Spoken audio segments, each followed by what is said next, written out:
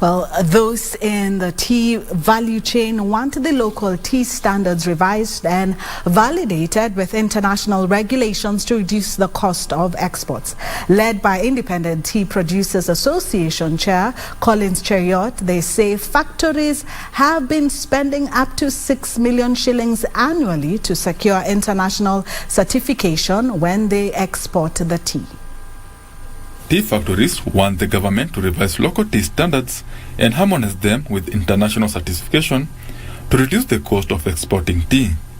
Tea value chain players say 1 shilling is deducted from every 50 kg of tea sold to acquire certification, eating into the total farmers' earnings. Our assessment at the moment is per unit.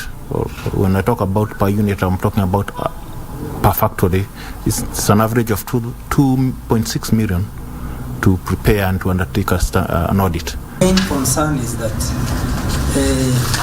complying with these standards by our actors, let's say the factories, this should not be so high such that it eats into the returns to the farmers.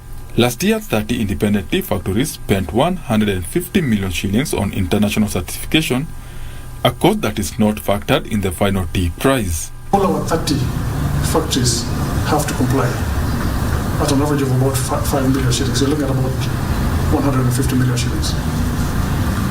And the issue that we're also raising is there is no return that we're getting in terms of better pricing. Is it really necessary to spend that kind of money in doing these standards, yet at the end of the value chain, you're not getting a return?